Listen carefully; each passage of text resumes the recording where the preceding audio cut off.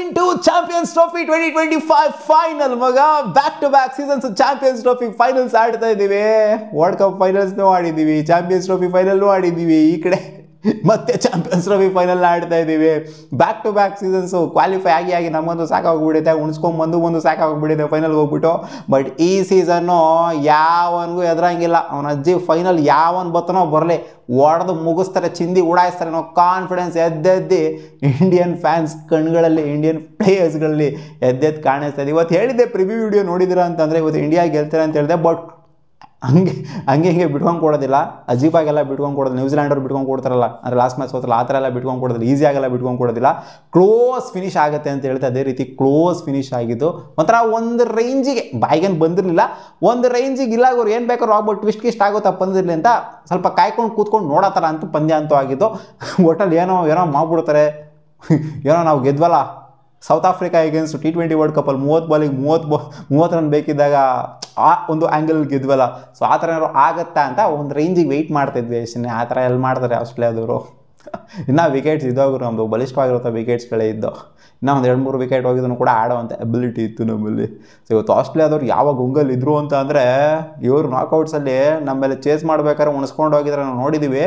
Semifinal 2015 ಸೆಮಿಫೈನಲಲ್ಲಿ chase ಮಾಡೋದಕ್ಕೆ ಬಂದ್ಬಿಟ್ಟು ಉಣಿಸ್ಕೊಂಡು ಹೋಗಿದ್ರೆ, 23 ಫೈನಲಲ್ಲಿ ಚೇಸ್ ಮಾಡೋದಕ್ಕೆ ಬಂದ್ಬಿಟ್ಟು ಉಣಿಸ್ಕೊಂಡು ಹೋಗಿದ್ರೆ ODI ಫಾರ್ಮೇಟಲ್ಲಿ. ಈ ಸಲ ಇನ್ನೂ ಕೂಡ ನಾವು ಬ್ಯಾಟಿಂಗ್ ಫಸ್ಟ್ ಆಡ್ಬಿಟ್ಟು ಇವ್ರಿಗೆ ಟಾರ್ಗೆಟ್ ಕೊಟ್ಬಿಡೋಣ, ಅಲ್ಲಿ ಉಣಿಸ್ಕೊಂಡು ಹೋಗ್ಬಿಡ್ತಾರೆ ಇವರು ಅನ್ನೋ ಒಂದು ಗುಂಗಲ್ಲಿ ಬಂದ್ಬಿಟ್ಟು ಬ್ಯಾಟಿಂಗ್ ತೊಗೊಂಡ್ರು. ಟಾಸ್ ಗೆದ್ಬಿಟ್ಟು ರೋಹಿತ್ ಶರ್ಮಾ ಟಾಸ್ ಟೈಮಲ್ಲಿ ಏನು ಹೇಳಿದ್ರು ಅಂತಾರೆ, ನಾನು ಕನ್ಫ್ಯೂಸ್ಡ್ ಆಗಿದ್ದೀನಿ, ಬ್ಯಾಟಿಂಗ್ ತೊಗೋಬೇಕು ಬೌಲಿಂಗ್ ತೊಗೋಬೇಕು ಗೊತ್ತಾಗ್ತಾ ಇಲ್ಲ, ಬ್ಯಾಟಿಂಗ್ ತೊಗೊಂಡಿರೋಕೆ ಬೌಲಿಂಗ್ ತೊಗೊಂಡಿರೋಕೆ ಕನ್ಫ್ಯೂಷನಲ್ಲಿದ್ದಾಗ ನಾವು ಟಾಸ್ನ ಕಳ್ಕೊಳ್ಳೋದೇ ಬೆಟರ್ ಆಗಿರುತ್ತೆ. ರೋಹಿತ್ ಶರ್ಮಾ ಟಾಸ್ ಗೆದ್ದು ಯಾವ ಜಮಾನ ಆಗೋಗ್ಬಿಟ್ಟಿದೆ ಇವರು. ಟಾಸ್ ಸೋತು ಮ್ಯಾಚ್ನಾಗ ಗೆಲ್ಲೋದಿದೆಯಲ್ಲ, ಇದು ನಿಜವಾಗ್ಲೂ ಯಾರು ಮಾಡೋಕ್ಕಾಗೋದಿಲ್ಲ. ಟಾಸು ಸ್ವಲ್ಪ ಮಟ್ಟಿಗೆ ಮ್ಯಾಟ್ರ್ ಅಂತೂ ಖಂಡಿತ ಆಗುತ್ತೆ ದುಬೈ ಅಂತ ವಿಕೆಟಲ್ಲಿ. ನನ್ನ ಪ್ರಕಾರ ಆಸ್ಟ್ರೇಲಿಯಾದವರು ಅದೇ ಅವರ ಹಳೆ ಒಂದು ಪ್ಯಾಟರ್ನೆಲ್ಲ ಬಿಟ್ಬಿಟ್ಟು ಇಂಡಿಯಾದವರು ಇಲ್ಲಿ ಸ್ಟ್ರಗಲ್ ಮಾಡ್ತಾರೆ, ಚೇಸ್ ಮಾಡ್ಬೇಕಾದ್ರೆ ಸ್ಟ್ರಗಲ್ ಮಾಡ್ತಾರೆ, ಆ ಪ್ಯಾಟರ್ನ್ ಇಟ್ಕೊಂಡಿದ್ರು ಅವರು. ಇಲ್ಲಿ ಪಿಚ್ ನೋಡ್ಬಿಟ್ಟು ಸೆಲೆಕ್ಟ್ ಮಾಡಲ್ಲ ಅಂತ ಕಾಣಿಸುತ್ತೆ. ಇವರು ಅಂದರೆ ಬ್ಯಾಟಿಂಗ್ ಆಡೋದಕ್ಕೂ ಬೆಟರ್ ಆಗೇನೆ ಇತ್ತು. ಹಂಗೆ ನೋಡೋಕೆ ಹೋಯ್ತು ಅಂದರೆ first innings second innings almost close ಆಗೇನೆ ಇತ್ತು, ಚೆನ್ನಾಗೇನೆ ಇತ್ತು ಬ್ಯಾಟಿಂಗ್ ಆಡೋದಕ್ಕೆ. ಏನಂತ ಹೆವಿ ಸ್ಟ್ರಗಲ್ ಮಾಡೋ ಥರ ಎಲ್ಲೆಲ್ಲೋ ತಿರುಗಿ ಎಲ್ಲೆಲ್ಲೋ ಎಗರ್ತಾ ಇದೆ ಬಾಲು ಅನ್ನೋ ಥರ ಎಲ್ಲ ಏನೂ ಇರಲಿಲ್ಲ. ಸೊ ಆಸ್ಟ್ರೇಲಿಯನ್ಸು ನೆಟ್ಟಿಗೆ ಪ್ಲ್ಯಾನ್ ಮಾಡ್ಕೊಳ್ಳಿಲ್ಲ. ಅಲೆಕ್ಸ್ ಕ್ಯಾರಿ ಏನಿದ್ರು 3 ಓವರ್ ಉಳ್ಕೊಂಡಿತ್ತು ಅಂತಂದರೆ 47ನೇ ಓವರ್ ಸ್ಟಾರ್ಟಿಂಗಲ್ಲೇ ಔಟ್ ಆದ್ರಲ್ಲ, ಅವ್ರು 50 ಓವರ್ಗೂ ಕೂಡ ಕ್ಲೋಸ್ ಮಾಡಿತ್ತು ಅಂದರೆ ರನ್ಔಟ್ ಆಗದೇರಾ ಇನ್ನೂ ರನ್ಸ್ಗಳು ಬಂದಿರೋದು ಅವರಿಗೆ. ಇನ್ನೂ ಒಂದು 20 ರನ್ ಆದರೂ ಮಿನಿಮಮ್ ಬಂದಿರೋದು, ಅವಾಗ ಇನ್ನೂ ಫೈಟ್ ಜಾಸ್ತಿ ಆಗಿರೋದು. ಯಾರಿಗೆ ಗೊತ್ತು ಗುರು, ಲಾಸ್ಟ್ ಬಾಲರ್ಗೆ ಹೋಗಿರ್ತಿತ್ತು ನಾವು ಬಂದು ಆ ಥರ ಆಗಿರೋದು. ಸೊ ಪ್ಲ್ಯಾನ್ ಮಾಡಿಲ್ಲ ಬೇಸಿಕಲಿ ಇವರು. ಸೊ ಆ ಒಂದು ಹಳೇ ಚಾಡಿ ಇಟ್ಕೊಂಡು ಇಲ್ಲ ಹಂಗೆ ಹೋಗ್ಬಿಟ್ಟು ಹೊಡೆಯೋಣ, ನಾವು ಚೇಸ್ ಮಾಡ್ಸೋಣ, ಇವ್ರ ಕೈಯಲ್ಲಿ ಚೇಸ್ ಮಾಡ್ಸೋಣ, ಪ್ರೆಷರಿಗೆ ತರ್ಸೋಣ, ವಿಕೆಟ್ಸ್ ಎತ್ತನ ಗೆದ್ಬಿಡೋಣ ಅಂತ ಅಂದ್ಕೊಂಡಿದ್ರು. ಬಟ್ ಆ ಆಸ್ಟ್ರೇಲಿಯನ್ ಟೀಮಿನೇ ಬೇರೆ, ಕ್ವಾಲಿಟಿ ಇರುವಂಥ ಬೌಲಿಂಗ್ ಕ್ವಾಲಿಟಿ ಇರುವಂಥ ಆಸ್ಟ್ರೇಲಿಯನ್ ಟೀಮಿನೇ ಬೇರೆ, ಈ ಬೌಲಿಂಗ್ ಕ್ವಾಲಿಟಿ ಇರುವಂಥ ಆಸ್ಟ್ರೇಲಿಯನ್ ಟೀಮಿನೇ ಬೇರೆ. ಸೊ ಮೈನ್ ಟೀಮ್ ಏನಾದ್ರು ಇದ್ದಿತ್ತು ಅಂತಾರೆ, ಮೈನ್ ಬೌಲಿಂಗ್ ಇರುವಂಥ ಟೀಮ್ ಏನಾದ್ರು ಇದ್ದಿತ್ತು ಅಂತಾರೆ ನನ್ನ ಪ್ರಕಾರ ಟಕ್ಕರ್ ಹೆವಿ ಕೊಟ್ಟಿರೋರೇನೋ. ಸೊ ಈ ಒಂದು ಬೌಲಿಂಗ್ ಯೂನಿಟು ಅಂಥ ಹೆವಿ ಕನ್ವಿನ್ಸಿಂಗ್ ಬೌಲಿಂಗ್ ಯೂನಿಟ್ ಏನಲ್ಲ, ಬಟ್ ಆದರೂ ಕೂಡ ಫೈಟ್ ಕೊಟ್ಟರು. ಸೊ ಇದಕ್ಕಂತೂ ಮೆಚ್ಕೊಬೇಕು ಆಸ್ಟ್ರೇಲಿಯನ್ಸ್ನ. ಏನು ಇವರು ಟ್ರಾಫಿ ಗೆದ್ಬಿಟ್ಟು 2023 ವರ್ಲ್ಡ್ ಕಪ್ನ ಕೆಳಗಡೆ ಹಾಕೊಂಡು ಏನು ಪಾಸ್ ಕೊಟ್ಟಿದ್ದೋ ಹೋಗ್ರಿ ಇವಾಗ 2 ಸೇರ್ಸ್ ಕೊಟ್ಟಿದ್ದೀವಿ ಅಂದರೆ ಅದಕ್ಕೆ ಡಿಸರ್ವಿಂಗ್ ಏನೇ ಇದ್ರು ಅವರು. ಏನು 2 ಸೇರ್ಸ್ ಕೊಟ್ಬಿಟ್ರೆ ನಮಗೇನೋ ವರ್ಲ್ಡ್ ಕಪ್ಪು ಜೊತೆಗೆ ನಮಗೆ 2 ವರ್ಲ್ಡ್ ಕಪ್ ಏನು ವಾಪಸ್ ಬಂದ್ಬಿಡೋದಿಲ್ಲ ನಮಗೆ. ಆದ್ರೆ ನಾವು ಫ್ಯಾನ್ಸ್ಗಳು ಮಾತಾಡ್ತೀವಿ, ತಗೊಳ್ರ 2 ಸೇರ್ಸ್ ಕೊಟ್ಟಿದ್ದೀವಿ ನಮ್ಮ ಮಕ್ಕಳ್ರ ಅಂತ.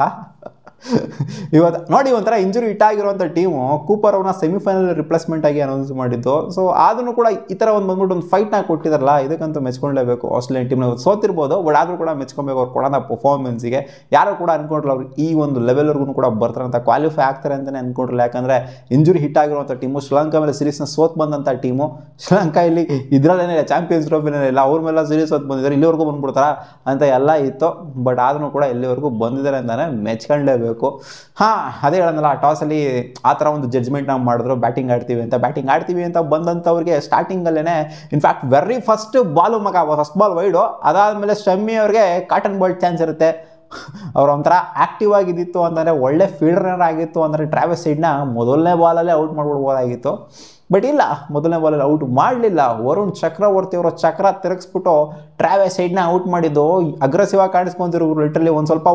ಒಂದೆರಡು ಆಪರ್ಚುನಿಟಿಗಳಂತೂ ಕ್ರಿಯೇಟ್ ಆಗಿತ್ತು. ಹೆಡ್ದು ರನ್ಔಟ್ ಆಪರ್ಚುನಿಟಿ, ಕೊಡಂಬೋರ್ಡ್ ಆಪರ್ಚುನಿಟಿ, ಕ್ಯಾಚ್ ಡ್ರಾಪ್, ಸೊ ಇದೆಲ್ಲ ಕ್ರಿಯೇಟ್ ಆಗಿತ್ತು. ಅದನ್ನು ಕೂಡ ಇವ್ರು ಕನ್ವರ್ಟ್ ಮಾಡೋಕ್ಕಾಗಲ್ಲ. 30+ ರನ್ಸ್ಗೆ ಔಟ್ ಆಗಿದ್ದು. ಸಖತ್ ಗ್ಯಾಸ್ ನೀಡಿದ್ರು ಶುಭ್ಮನ್ ಗಿಲ್ ಅವರು. ಶುಭ್ಮನ್ ಗಿಲ್ಗೆ ಅಂಪೈರ್ ಕರೆದ್ಬಿಟ್ಟು ಹೇಳಿದೇ ಇದ್ರು, ಏಯ್ ಒಂದು ಸೆಕೆಂಡ್ ಬಾಲ್ನ ಕೈಲಿ ಹಿಡ್ಕೋಗೋರು, ಏನು ನಿನಗೆ ಬಂದಿರೋದು ಅಂತ. ಈಗ ನೀವು ಬಾಲ್ ಟಕ್ಕನಿಗೆ ಟಕ್ಕನಿಗೆ ಇಸ್ಬಿಟ್ರು, ಹಿಂಗೆ ಏನಾರು ಆಯಿತು ಅಂತಂದರೆ ನಾವು ಔಟ್ ಕೊಡಲ್ಲ, ಅವರು ನಾಟ್ ಔಟ್ ಕೊಡ್ತೀವಿ ಅಂತ. ಹೌದು, ಅವ್ರು ಬಾಲ್ ಕರೆಕ್ಟಾಗಿ ಹಿಡ್ಕೊಳ್ಳೇ ಇಲ್ಲ, ಹಿಡ್ದಂಗೆ ಪಟನಾಗಿ ಹೆಸರುಬಿಟ್ರು ನೆಲಕ್ಕೆ. ನಾನು ಏನು ಬಾಲ್ ಕೆಳಗಡೆ ಬಿತ್ತಾ ಏನು ಕ್ಯಾಚ್ ಹಿಡಿದ್ರ ಅಂತ ಅನ್ಕೊಂಡ್ಬಿಟ್ರೆ ಸಡನ್ನಾಗಿ ನೋಡ್ಬಿಟ್ಟು. ಸೊ ಅದೊಂದು ಕಲ್ತ್ಕೊಂಡಿದ್ರೆ ಅಂತ ಕೇಳಿಸುತ್ತೆ. ಇದನ್ನ ಒಂದು ನೀತಿ ಪಾಠ ಕಲ್ತಿದ್ರೆ ಅಂತ ಕೇಳಿಸುತ್ತೆ ಶುಭ್ಮನ್ ಗಿಲ್ ಅವರು. ಕ್ಯಾಚ್ ಹಿಡಿದ್ಬಿಟ್ಟು ಅಟ್ಲೀಸ್ಟ್ ಒಂದು ಸೆಕೆಂಡ 2 ಸೆಕೆಂಡ ಹೋಲ್ಡ್ ಮಾಡಿ ಇಟ್ಕೋಬೇಕು ಗುರು ಅಂತ. ಹಾಂ, ಇನ್ನೇನು ಅಲ್ಲಿ ಓಪನರ್ ಕೂಪರ್ ಅವರು ಪಾಪ ಡಕ್ಔಟ್ ಆಗಿದ್ದು, ಬಾಲೇ ಮುಟ್ತಾ ಇಲ್ಲ. ಅಲ್ಲಿ ಶಮಿ ಅವ್ರು ಹಾಕ್ತಿದ್ರೆ ಬಾಲೇ ಟಚ್ ಆಗ್ತಾ ಇಲ್ಲ. ಟಚ್ ಆಗಿದ್ದು ಬಾಲು ಎಡ್ಜ್ ಆಗಿಬಿಟ್ಟು ರಾಹುಲ್ ಅವ್ರು ಕ್ಯಾಚ್ ಹಿಡಿದಿದ್ದು. ಪಾಪ ಅಯ್ಯೋ ಪಾಪ ಅಂತ ಅನ್ನಿಸ್ಬಿಡ್ತು ಕೂಪರ್ ಅವರು. ಪಾಪ ತಗೊಂಬಂದ್ಬಿಟ್ಟು ಇಂಥ ಪ್ರೆಷರ್ ಗೇಮಲ್ಲಿ ಆಡಿಸಿದ್ರೆ ಹೊಸಬ ಪ್ಲೇಯರ್, 21 ವರ್ಷದ ಪ್ಲೇಯರ್ ನೀವು ಡೈರೆಕ್ಟಾಗಿ ನೀವು ಸೆಮಿಫೈನಲ್ ಬಾಗುರು ಅಂತ ಆಡಿಸ್ತು ಅಂದರೆ ಪ್ರೆಷರ್ ಇರಲ್ವಾ ಮನುಷ್ಯ. ಅದಕ್ಕೆ ಬಾಲೇ ಕಾಣಿಸ್ತಿಲ್ಲ ಮನುಷ್ಯಗೆ ಇವತ್ತು.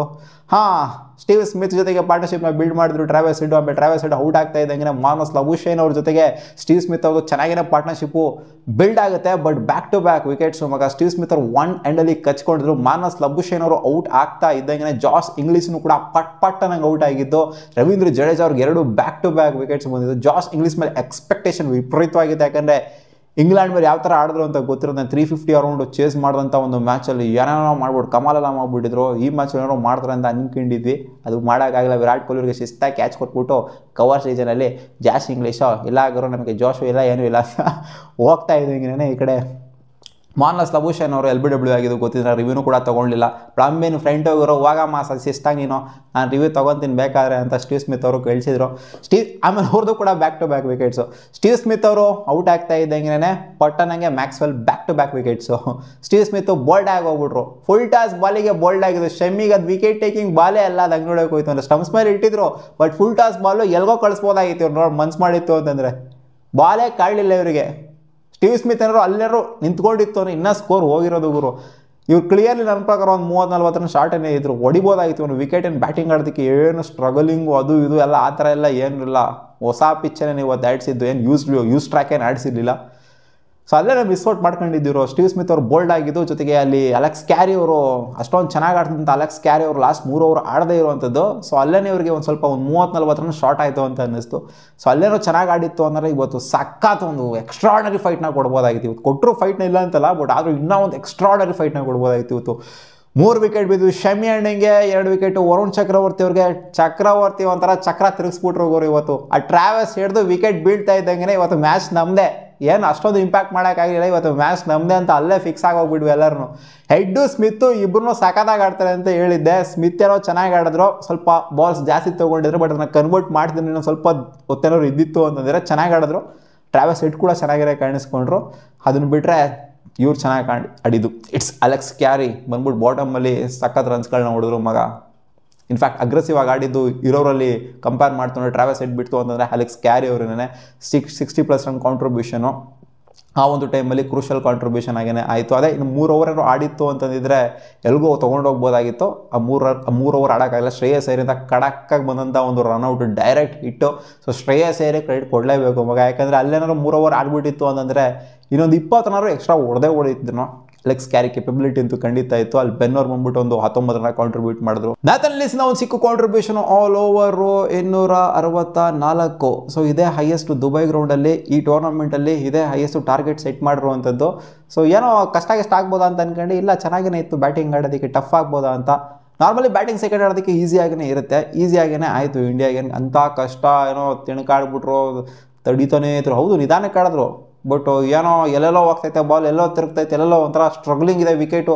ಆ ಥರ ಎಲ್ಲ ಏನೂ ಅನಿಸಿಲ್ಲ. ಬಾಲ್ ಸೀಸಿದ್ರೆ ಬರ್ತಿದ್ದು ಚೆನ್ನಾಗೇ ಇತ್ತು ಬ್ಯಾಟಿಂಗ್. ಬಟ್ ಒಟ್ಟಲ್ಲಿ ಒಂಥರ ಸ್ವಲ್ಪ ಭಯ ಅನ್ನೋದಿತ್ತು, ಏನು ಬೇಕಾದ್ರೂ ಆಗ್ಬೋದು ಅಲ್ವ, ವಿಕೆಟ್ಸ್ನ ಕಳ್ಕೋಬಾರ್ದು ಅನ್ನೋದು ಇಂಡಿಯನ್ಸ್ ಮೈಂಡ್ ಸೆಟಲ್ಲಿತ್ತು. ಸೊ ಅದಕ್ಕೋಸ್ಕರ ಸ್ವಲ್ಪ ಸ್ಲೋ ಆಗಿ ಆಡಿದ್ದು. ಶ್ರೇಯಸ್ ಅಯ್ಯರ್ ಮತ್ತು ವಿರಾಟ್ ಕೊಹ್ಲಿ ಆಡುವಂಥ ಟೈಮಲ್ಲಿ ಆಗಿರ್ಬೋದು ನಿಧಾನಕ್ಕೆ ಆಡ್ರ, ಏನು ಅಂಥ ಹೆವಿ ರಿಸ್ಕಿ ಶಾಟ್ಸ್ಗಳನ್ನ ಹೊಡೆಯುವಂಥದ್ದು, ಹೈ ರಿಸ್ಕ್ ತೊಗೊಳ್ಳುವಂಥದ್ದು ಎಲ್ಲ ಏನೂ ಮಾಡಲಿಲ್ಲ.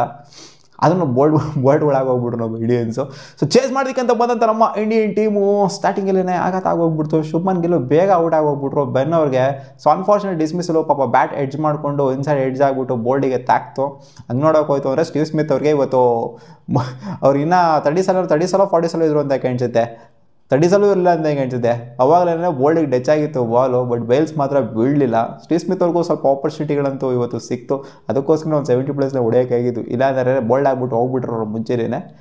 ಹಾಂ, ಬಟ್ ಇವರಿಗೆ ಎಡ್ಜ್ ಆಗಿಬಿಟ್ಟು ಬೋಲ್ಡ್ ಎಗಿರುತ್ತೆ ಅಷ್ಟೇ, ಬೇಲ್ಸ್ ಎಗಿರುತ್ತೋ.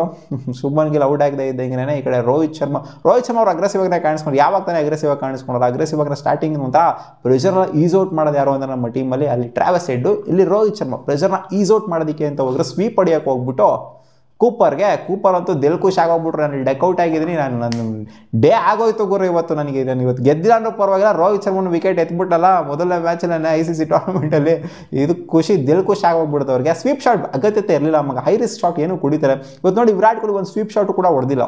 ಅಂದರೆ ವಿರಾಟ್ ಕೊಹ್ಲಿ ಇವ್ರ ಗೇಮೇ ಬೇರೆ ಗೊತ್ತು, ಇವ್ರು ಹೊಡೆಯೋದೇ ಹೈ ರಿಸ್ಕ್ ಶಾಟ್ಗಳು, ಹಂಗೆ ರನ್ಸ್ಗಳು ಕೂಡ ಬರ್ತವೆ. ಬಟ್ ಆ ಟೈಮಲ್ಲಿ ಸ್ವೀಪ್ ಶಾಟ್ಗಳನ್ನ ಅಗತ್ಯತೆ ಏನು ಇರಲಿಲ್ಲ, ನಾರ್ಮಲ್ ಶಾಟನ್ನು ಆಡಿದ್ದಾಗಿತ್ತು. ಬಟ್ ರೋಹಿತ್ ಶರ್ಮಾಗೂ ಕೂಡ ಆಪರ್ಚುನಿಟಿ ಅನ್ನೋದು ಕ್ರಿಯೇಟ್ ಆಗಿತ್ತು, ಅವರು ಕೂಡ ಕಾಟನ್ ಬೋಲ್ಡ್ ಆಗಿರ್ಬೋದಾಗಿತ್ತು. ಜೊತೆಗೆ ಮಾನಸ್ ಲಬೂಷನ್ ಅವ್ರನ್ನ ಕ್ಯಾಚ್ನ ಡ್ರಾಪ್ ಮಾಡ್ತಾರೆ. ಕ್ಯಾಚ್ ಡ್ರಾಪ್ ಅಂತೂ ಆಯಿತು, ಇವತ್ತು ಬೇಜಾನ್ ಕ್ಯಾಚ್ ಡ್ರಾಪ್ ಅಂತೂ ಆಗಿದ್ದಾವೆ, ಇಂಡಿಯಾ ಕಡೆನೂ ಆಗಿದ್ದಾವೆ, ಆಸ್ಟ್ರೇಲಿಯಾ ಕಡೆನೂ ಆಗಿದ್ದಾವೆ. ಬಟ್ ಸಿಕ್ಕಾಪಟ್ಟೆ ಟಫ್ ಇದಂಥ ಕ್ಯಾಚ್ ಡ್ರಾಪ್ಗಳದು ಮಾನಸ್ ಲಬೂಷನ್ ಬಿಟ್ಟಿದ್ದು. ಹಾಂ, ವಿರಾಟ್ ಕೊಹ್ಲಿ ಅವ್ರು ಬಂದು ನನಗೆ ಗೊತ್ತಿತ್ತು ಗುರು, ವಿರಾಟ್ ಕೊಹ್ಲಿ ರೋಹಿತ್ ಶರ್ಮಾ ಫಸ್ಟ್ ವಿಕೆಟ್ ಬಿದ್ದಿದ್ದು ಈ ಕಡೆ ಶುಭ್ಮನ್ ಗಿಲ್ ಅಲ್ವಾ. ವಿರಾಟ್ ಕೊಹ್ಲಿ ರೋಹಿತ್ ಶರ್ಮಾ ಬಂದಿದ್ದಾರೆ ಕ್ರೀಸಲ್ಲಿ ಅಂತಂದರೆ ಪಾರ್ಟ್ನರ್ಶಿಪ್ ಬಿಲ್ಡ್ ಆಗಲ್ಲ, ಗೊತ್ತು ನನಗೆ. ಯಾವಾಗನ ಗಮನಿಸಿ ವಿರಾಟ್ ಕೊಹ್ಲಿ ರೋಹಿತ್ ಶರ್ಮಾ ಬಂದಿದ್ದಾರೆ ಅಂತಂದರೆ ಬೇಗ ಒಬ್ಬರು ಔಟ್ ಆಗೇ ಆಗ್ತಾರೆ. ಗಮನಿಸಿ ನೀವು ಬೇಕಾದರೆ, ನಾನು ಎಷ್ಟೋ ಸಲ ಗಮನಿಸ್ಬಿಟ್ಟಿದ್ದೀನಿ. ಪಾರ್ಟ್ನರ್ನಾಗ ಬಂದರೂ ಅಲ್ಲಿ ರೋಹಿತ್ ಶರ್ಮಾ ಪಟ್ಟನಾಗ ಔಟಾಗಿ ಹೋಗ್ಬಿಡೋದ, ಅಲ್ಲಿ ಪಾರ್ಟ್ನರ್ಶಿಪ್ ಬಿಲ್ಡ್ ಆಯ್ತು ನೋಡಿ. ಶ್ರೇಯಸ್ ಅಯ್ಯರ್ ಮತ್ತು Virat Kohli almost 90+ runs partnership build ಆಗಿ. ಶ್ರೇಯಸ್ ಅಯ್ಯರ್ 45 ಹೊಡಿತಾ ಇದ್ದಂಗೆ ಪಾಪ ಬೋಲ್ಡ್ ಆಗಿ ಹೋಗ್ಬಿಟ್ರು. ಆಡಿಮ್ ಜಾಂಪೆ ಅವ್ರಿಗೆ ಕಟ್ಟಡಿಯಕ್ಕೆ ಹೋಗ್ಬಿಟ್ಟು ಆಮೇಲೆ ಅಕ್ಷರ್ ಪಟೇಲ್ ಅವ್ರನ್ನ ಎಂದಿನಂತೆ 5ನೇ ಕ್ರಮಾಂಕದಲ್ಲಿ ಕಳಿಸಿದ್ರು. KL ರಾಹುಲ್ನ ಕಳಿಸಲಿಲ್ಲ, ಕಾನ್ಫಿಡೆನ್ಸ್ ಇರಲಿಲ್ಲ ಪಾಪ, ಮೇಲ್ಗಡೆ ಕಳಿಸಿದ್ರು. ಅಕ್ಷರ್ ಪಟೇಲ್ ಕೂಡ ಚೆನ್ನಾಗೇ ಆಡಿದ್ರು, ಒಂಥರ ಕ್ಯಾಮಿಯೋ ಥರ ಆಡಿದ್ರು, ಒಂದು 27 ರನ್ನ ಕಾಂಟ್ರಿಬ್ಯೂಟ್ ಮಾಡಿದ್ರು. ಸೊ ಅವರು ಇಂಗ್ಲೀಷ್ ಅವ್ರಿಗೆ ಬೋಲ್ಡ್ ಆಗೋದ್ರು. ಸೊ ಬೋಲ್ಡ್ ಸುಮಾರು ಜನ, ಇವತ್ತು 3 ಜನ ರೌಂಡ್ ಬೋಲ್ಡೇ ಆಗಿದ್ದಾರೆ. ಆಮೇಲೆ ಬಂದಂಥ KL ರಾಹುಲ್ ವಿರಾಟ್ ಕೊಹ್ಲಿ ಜೊತೆಗೆ ಪಾರ್ಟ್ನರ್ಶಿಪ್ ಬಿಲ್ಡ್ ಮಾಡ್ತಾ ಇದ್ದಂಗೆನೇ ಚೆನ್ನಾಗಿ ಆಡ್ತಿದ್ರು ಇಬ್ಬರು ಕೂಡ. ನಿಧಾನಕ್ಕೆ ಇಲ್ಲಾಗ್ರು ಆರಾಮಾಗಿ ತೇಲ್ಸ್ಕೊಂಡು ಆರಾಮಾಗಿ ಮ್ಯಾಚ್ನ ತೊಗೊಂಡೋಗೋಣ ಅಂತ KL ರಾಹುಲ್ ಸ್ವಲ್ಪ ಅಗ್ರೆಸಿವ್ ಆಡೋದಕ್ಕೆ ಅಲ್ಲಿಂದ ಸ್ಟಾರ್ಟ್ ಮಾಡಿದ್ರು. ಸೊ ವಿರಾಟ್ ಕೊಹ್ಲಿ ಏನಕ್ಕೆ ಅಗ್ರೆಸಿವ್ ಆಗಿ ಆಡಬೇಕಾಗಿತ್ತು ನನಗೆ ಗೊತ್ತಿಲ್ಲ, ಸೆಂಚುರಿ ಆರಾಮಾಗಿ ಕಂಪ್ಲೀಟ್ ಮಾಡ್ಕೋಬೋದಾಗಿತ್ತು ಮಗ. 84 ರನ್ನು, 84 ರನ್ ಜಸ್ಟ್ 16 ರನ್ ಬೇಕು. KL ರಾಹುಲ್ಗೆ ತಿಕ್ಲಿಡ್ದೋಯ್ತು, ಏನು ಕುಡಿಯೋಕೆ ಹೋದೆ ಗುರು, ನಾನು ಹೊಡಿತಾ ಇದ್ದಲ್ಲ, ಇರೋದು ಏನಕ್ಕೆ ಹೇಳಿದ್ದೆ, ನಾನೇ ಹೊಡಿತಾ ಇದ್ದಲ್ಲ, ಪ್ರೆಷರ್ ಈಸ್ ಔಟ್ ನಾನೇ ಮಾಡ್ತಾ ಇದ್ನಲ್ಲ, ಏನು ಕುಡಿಯೋಕೆ ಹೋದೆ. KL ರಾಹುಲ್ಗೆ ವಿರಾಟ್ ಕೊಹ್ಲಿ ಸೆಂಚುರಿ ಬೇಕಾಗಿತ್ತಲ್ಲಿ. KL ರಾಹುಲ್ಗೆ ಏನು ಮಾಡಬೇಕು ಅಂತ ಗೊತ್ತಾಗಲಿಲ್ಲ. ವಿರಾಟ್ ಕೊಹ್ಲಿ ಆ ಶಾಟ್ನ ಹೊಡೆದಿದ್ದು ಹೋಗ್ಬಿಟ್ಟು ಆಡಮ್ ಜಾಂಪೋ ಅವ್ರಿಗೆ ವಿಕೆಟ್ನ ಅರ್ಪಿಸ್ತಾರೆ. ವಿರಾಟ್ ಕೊಹ್ಲಿ ಲಾಂಗ್ ಆನ್ ಫೀಲ್ಡರ್ಗೆ ಕ್ಯಾಚ್ ಕೊಟ್ಬಿಟ್ಟು, ಇನ್ಫ್ಯಾಕ್ಟ್ ಸೆಟ್ ಆಗಿದಂಥ ಇಬ್ಬರು ಪ್ಲೇಯರ್ಸು, ಶ್ರೇಯಸ್ ಅಯ್ಯರ್ ವಿಕೆಟು ಜಾಂಪನೇ ಎತ್ತಿರೋದು, ಇವರು ಕೂಡ ಇವ್ರ ವಿಕೆಟ್ ಕೂಡ ಜಾಂಪನೇ ಎತ್ತಿರೋದು. ನ್ಯಾಥನ್ ಎಲಿಸ್ ಅವರ ಬೌಲಿಂಗು ಸಖತ್ತಾಗಿತ್ತು. ಒಂಥರ ಗೇಮು ಲಾಸ್ಟ್ವರೆಗೂ ಬರಬೇಕು ಅನ್ನೋದಕ್ಕೆ ಕಾರಣನೇ ಒಂಥರ ನ್ಯಾಥನ್ ಎಲಿಸ್ ಅಂತ ಹೇಳ್ಬೇಕು. ಯಾಕಂದರೆ ಅಷ್ಟು ಡಾಟ್ ಬಾಲ್ಗಳನ್ನ ಆಗ್ತಾಯಿದ್ರು. ಸೊ ಅದರಿಂದನೇ ಇಲ್ಲಿವರೆಗೂ ಬಂದಿದ್ದಿಲ್ಲ ಅಂತಂದರೆ ಯಾವಾಗಲೂ 45 ಓವರ್ ಒಳಗಡೆ ಆರಾಮಾಗಿ ಗೆದ್ದುಬಿಡ್ತಿದ್ರು ಇಂಡಿಯಾ. ಹಾಂ, ಹಾರ್ದಿಕ್ ಪಾಂಡ್ಯ ಅವರ ಬ್ಯಾಟಿಂಗ್ನಂತೂ ಮೆಚ್ಕೊಳ್ಳೇಬೇಕು. ಅವರು ಕೂಡ 6ಗಳನ್ನ ಹೊಡೆದ್ಬಿಟ್ಟು ಪ್ರೆಷರ್ನ ಈಸ್ ಔಟ್ ಮಾಡಿದರೆ. ಅದೇ ಜಾಂಪೋ ಅವ್ರಿಗಿನ ಬ್ಯಾಕ್ ಟು ಬ್ಯಾಕ್ 6ನ ಇಕ್ಕಿದ್ದಾರೆ. ಆವಾಗಲೇ ಪ್ರೆಷರ್ ಎಲ್ಲ ರೌಂಡ್ ಎಷ್ಟು 18 ಬಾಲ್ಗೆ 12 ಬೇಕಾಗಿತ್ತು. ಆವಾಗಲೇ ಒಂಥರ ಪ್ರೆಷರ್ ಎಲ್ಲ ಗಾನ್ ಕೇಸು ಕೇಲ್ ಕತ್ತಮ್ ನಾಟಕ ಬಂದಾಗೋಗ್ಬಿಟ್ಟಿದ್ದು. ಬಟ್ ಹಾರ್ದಿಕ್ ಪಾಂಡ್ಯ ಅವ್ರು ಮತ್ತೆ ನಾನೇ ಫಿನಿಶ್ ಮಾಡಬೇಕು, ನಾನೇ 6 ಹೊಡೆದು ಫಿನಿಶ್ ಮಾಡಬೇಕು ಗುರು, ಯಾವನಿಗೂ ಬಿಟ್ಕೊಂಡು ಕೊಡಲ್ಲ ನಾನು ಅಂತ ಹಾರ್ದಿಕ್ ಪಾಂಡ್ಯ ಅವ್ರು ಏಕಾಕೆ ಅಂತ ಹೋಗಿದ್ರು. ಹಾರ್ದಿಕ್ ಪಾಂಡ್ಯ ಲಾಸ್ಟಿಗೆ ಇನ್ನೊಂದು 6 ರನ್ ಬೇಕಾಗಿತ್ತು, ಅವಾಗ ಔಟ್ ಆಗಿಬಿಟ್ಟು ಜಡೇಜಾ ಅವ್ರು ಬರಬೇಕಾಗಿತ್ತು ಅಂತ ಕಾಣಿಸುತ್ತೆ. ಜಡೇಜಾ ಅವ್ರು ಬಂದು ರಾಹುಲ್ ಜೊತೆಗೆ ಸೇರಿಕೊಂಡ್ರು. ರಾಹುಲ್ ಅವರು ಲಾಸ್ಟಿಗೆ ಒಂದು 6 ಇಟ್ಬಿಟ್ಟು ಮ್ಯಾಚ್ನ ಆರಾಮಾಗಿ ಸಲೀಸಾಗಿ ತೇಲ್ಸಿದ್ರು. ಒಂದು ಬೇಜಾರು ಏನು ಅಂದರೆ ವಿರಾಟ್ ಕೊಹ್ಲಿ ಸೆಂಚುರಿ ಆಗಬೇಕಾಯ್ತು, ಮ್ಯಾಚ್ನ ಫಿನಿಶ್ ಮಾಡಬೇಕಾಗಿತ್ತು ರಾಹುಲ್ ಜೊತೆಗೆ ಸೇರಿಕೊಂಡು. ಅವಾಗಿನ್ನ ನಾನು ಸಿಕ್ಕಾಪಡೆ ಖುಷಿ ಆಗಿರ್ತಾಯಿದೆ. ಬಟ್ ಇರಲಿ, ಮ್ಯಾಚ್ನ ಗೆದ್ದಿದ್ದೀವಲ್ಲ, ಫೈನಲ್ಸ್ಗೆ ಕ್ವಾಲಿಫೈ ಆಗಿದ್ದೀವಲ್ಲ, ಸೊ ಇದು ಖುಷಿನೇ ಅಲ್ವಾ. ಒಂದು ಸೆಂಚುರಿ ಒಂದು ಮಿಸ್ ಆದ್ರೇನು, ರಾಹುಲ್ ಫೈನಲ್ಲಿ ಒಂದು ಫಿನಿಶಿಂಗ್ ಟಚ್ನ ಕೊಟ್ಟರು ನೋಡಿ, 6ಅಲ್ಲಿ ಫಿನಿಶ್ ಮಾಡೋದು ನೋಡಿ. ಸೊ ಇದು ಖುಷಿ ಆಗುತ್ತೆ ಅಷ್ಟು. ಸೊ ನಿಮಗೆ ಏನು ಅನ್ನಿಸ್ತು ಮಗ ಇವತ್ತಿನ ಮ್ಯಾಚು? ಕಾಮೆಂಟ್ ಸೆಕ್ಷನ್ಲಿ ಕಾಮೆಂಟ್ ಮಾಡಿ ತಿಳಿಸಿ. ಎಕ್ಸ್ಪೆಕ್ಟೇಷನ್ ಇತ್ತು ಗೆಲ್ತಾರೆ ಅಂತ, ಕ್ಲೋಸ್ ಮಾರ್ಜಿನ್ ಬರ್ತಾರೆ ಅಂತ ಕೂಡ ಗೊತ್ತಿತ್ತು, ಅದೇ ರೀತಿ ಆಯಿತು. ಸಿಗೋಣ ಮುಂದಿನ ವಿಡಿಯೋದಲ್ಲಿ. ಬಾ.